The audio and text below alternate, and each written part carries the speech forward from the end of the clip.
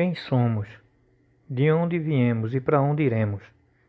Essa é uma pergunta que rodeia o pensamento de todo ser humano vivo que existe na Terra, seja ele preto, branco, crente, incrédulo, seja ele de raça, etnia, seja o que for. Todo ser humano pensa isso. De onde eu vim e para onde eu vou? A resposta está na Bíblia, queira você ou não. No princípio criou Deus os céus e a terra. E depois que Deus criou os céus e a terra, Deus forma o homem e dá ao homem grande liberdade e vida eterna. E diz ao homem, coloca o homem no jardim e diz a ele, olha, tu estás aqui para lavrar, cuidar desse lugar. Agora tem uma coisa, dessa árvore aqui, ó, tu pode comer de tudo quanto tiver aqui no jardim, porque tu não vai plantar nada. As plantas vão nascer por conta própria e tu só vai colher. Mas da árvore do conhecimento do bem e do mal, que é essa, você não pode comer. Então o inimigo de Deus e o inimigo da humanidade é aquele que quer tirar a minha e a tua vida. Ele chega para o homem e diz, é assim que Deus diz, não tocarei, já chega mentindo, não podes tocar nessas frutas. Então a mulher, o vaso mais frágil, ela diz para a serpente, para o diabo que se disfarçou de serpente, não, das árvores podemos comer, a não ser dessa daqui que está no meio do jardim, porque no dia que dela comermos, certamente morreremos. Aí o diabo diz, não. O diabo vem agora e lança uma proposta que acaba com a humanidade, para acabar com o destino da humanidade. O diabo vem e diz à mulher, não é assim não. É porque Deus sabe que no dia em que vocês comerem desse fruto, vocês serão Deus também. Quer ser Deus? Coma do fruto.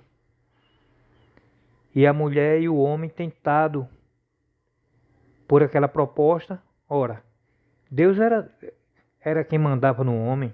O homem era dependente de Deus. E recebeu aquela proposta de ser autônomo, de ter autonomia, de mandar em si mesmo, de ser um próprio Deus. E o que é que o homem faz? O homem desobedece à voz de Deus e dá ouvido à voz do diabo, comendo do fruto. E desde então entra o pecado no mundo. Porque o pecado, gente, não é ter provado, o pecado não estava no fruto, mas no desejo maligno de querer se igualar a Deus. Não era a fruta que era venenosa. Não tem veneno nenhum na fruta que faria abrir os olhos do homem e ele ver. Não. Mas o desejo maligno que surgiu, o diabo fez a proposta e o homem deixou aquele desejo fluir dentro do seu coração. Como está escrito no livro de Tiago.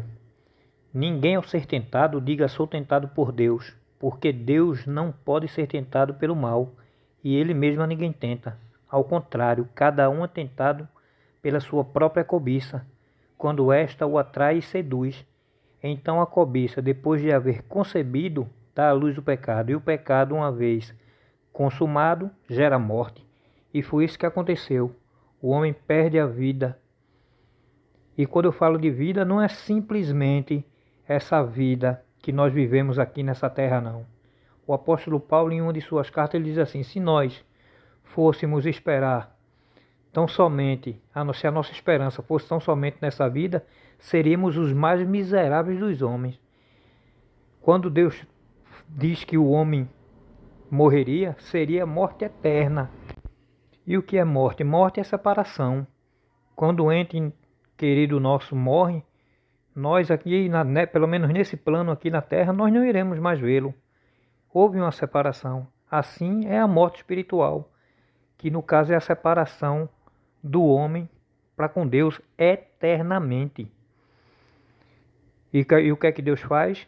Deus expulsa o homem daquele lugar daquele lugar de bonança, e amaldiçoou a terra, e disse: maldita é a terra por tua causa, Adão.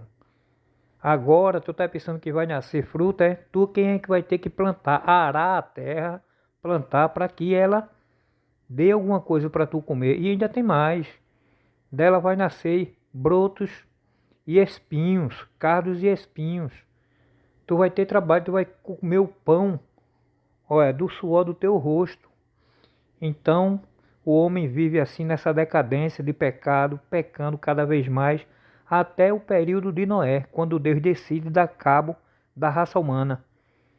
Deus faz isso, e após Noé, dos seus descendentes nasce um homem chamado Abraão, a quem Deus escolhe, e diz que ele seria pai de uma grande nação. De Abraão nasce Isaque, de Isaque é Jacó. Jacó tem 12 filhos. Desses 12 filhos descendem as 12 tribos de Israel, uma grande nação, da qual nasceria o Messias, que é o Jesus Cristo. E é através desse homem, que sendo Deus, deixou a sua glória, veio na terra, se fez homem, foi humilhado, morreu, padeceu em morte de cruz, para que eu e você receba a salvação. Então, pense nisso, coloque isso na sua mente agora. Se eu e você não aceitar esse homem como Salvador, infelizmente, não teremos acesso ao Criador, porque foi Ele quem veio dar esse acesso. Não existe outro ídolo, não existe orixá, não existe imagem de santo. Não, esqueçam isso. A Bíblia diz que só há um mediador entre Deus e os homens, Jesus Cristo, o que se fez homem. Então, o que é que você deve fazer? É sair desse seu orgulho, é abandonar essa sua autonomia e voltar a ser dependente de Deus através de Jesus Cristo. Porque se você pensar como alguns pensam, que você merece a Deus, nada disso. O homem merece, o homem, a humanidade em si, merece a condenação. O homem, o que ele, na verdade, ele precisa de Deus. Ele não merece se chegar a Deus. Porque o pecado contaminou a humanidade. A Bíblia diz que todos pecaram e destituídos estão da glória de Deus. Mas através de Jesus Cristo nós podemos nos chegar a Deus. Basta só ter uma ação, é aceitá-lo. É aceitar o seu sacrifício, reconhecer que Ele, sendo Deus, se fez homem e morreu em nosso lugar, e que através dele nós teremos acesso ao Pai, e que no final dos tempos nós estaremos ao seu lado. A Bíblia diz que o mundo jaz no maligno, e que o inimigo das nossas almas cegou o entendimento da humanidade para que não lhe resplandeça a luz do Evangelho. Mas façam um esforço. A Bíblia diz que o mundo passa com seus desejos, com suas concupiscências, mas a palavra de Deus permanece eternamente. Simplesmente creia, aceite a Jesus como seu Salvador e ganhe também, faça parte dessa tão grande salvação. Fique na paz, que Deus te abençoe. Amém.